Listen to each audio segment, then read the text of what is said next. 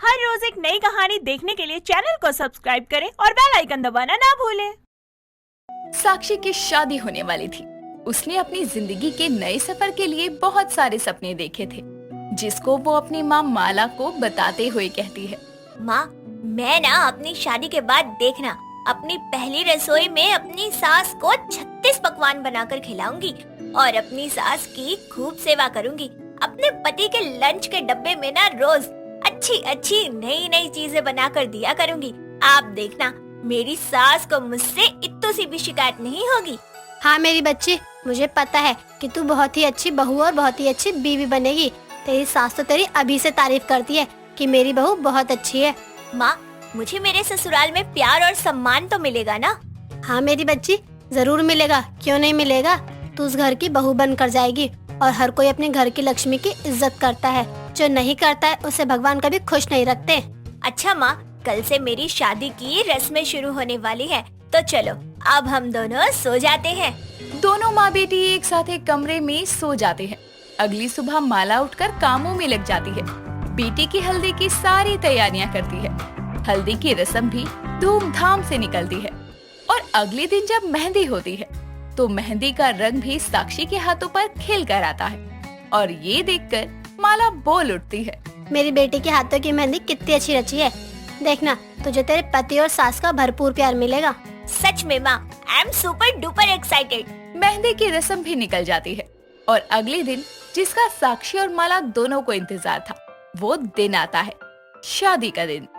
दुल्हन के जोड़े में खूबसूरत सी गुड़िया बनी साक्षी अपनी बारात का इंतजार कर रही थी और थोड़े ही इंतजार के बाद गाजे बाजे के साथ नाचते गाते बाराती आते हैं और उनमें साक्षी का होने वाला पति सूरज बारात की रौनक को बढ़ा रहा था।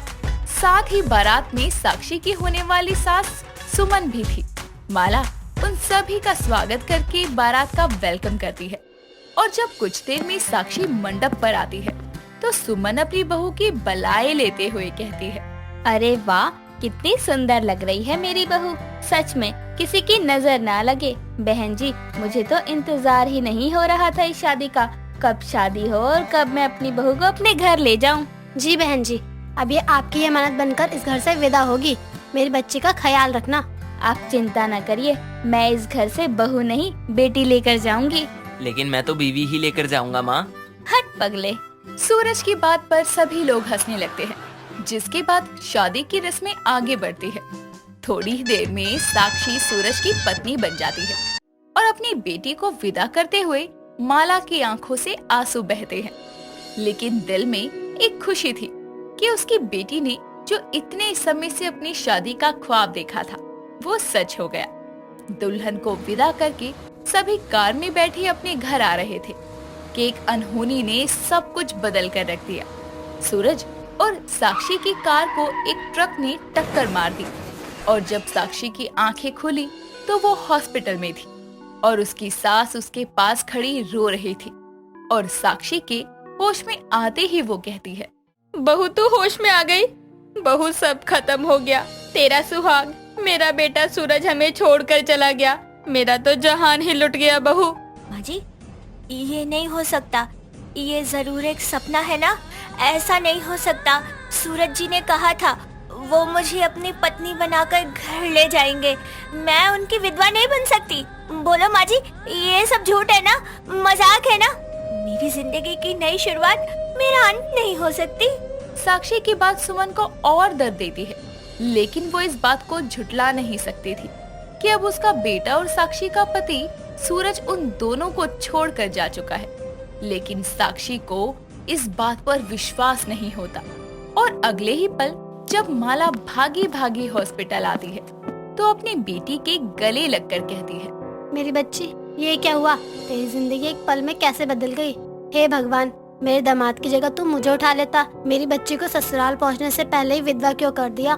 सर पर पट्टी बंधी थी साक्षी के और सामने उसकी सास और उसकी माँ रोए जा रही थी।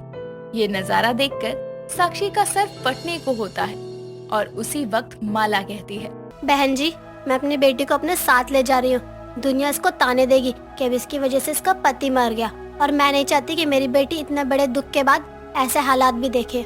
देखिए बहन जी, माना मेरा बेटा इसे छोड़कर चला गया, लेकिन मैं अपनी बहू को नहीं छोड़ूंगी। ये अपने ससुराल जाएगी अपनी सास के साथ।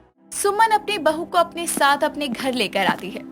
दुल्हन के जोड़े को छोड़ सफेद साड़ी में अपने ससुराल के दरवाजे पर खड़ी साक्षी अपने आंसू नहीं रोक पाती और जैसे ही वो अंदर आने लगती है, उसकी सास उसे रोकते हुए कहती है, रुक जाओ बहू, मैं अपनी बहू की आरती उतारूंगी। आखिर तुम पहली बार अपने ससुराल में आ रही हो। माँ जी, बिना पति के आ रही हूँ। आपकी विधवा बहू का आप आरती उतार कर स्वागत करेंगी। बहू तो इस घर की लक्ष्मी है और लक्ष्मी का स्वागत करना ही चाहिए, फिर वो चाहे लाल साड़ी में आए या सफेद साड़ी में। तुम 1 मिनट रुको, मैं अभी आरती की थाली लेकर आती हूँ। सुमन अपनी विधवा बहू का स्वागत आरती उतार कर करती है। ये सब देखकर आस पड़ोस की औरतें बातें बनाते हुए सुमन से कहती है, अरे सुमन बहन, बेटे को खोने के दुख में इतना भी भूल गई हो क्या कि ये लड़की तुम्हारे बेटे की विधवा है और इस घर में आने से पहले ही तुम्हारे बेटे को खा गई, और तुम ऐसी लड़की का स्वागत आरती उतार कर रही हो। इस घर की बहू है ये, और मैं अपनी बहू के खिलाफ एक शब्द नहीं सुनूंगी किसी के मुँह से। शादी के बाद मेरी बहू पहली बार अपने ससुराल आई है, तो यहाँ उसका स्वागत एक बहू की तरह ही होगा।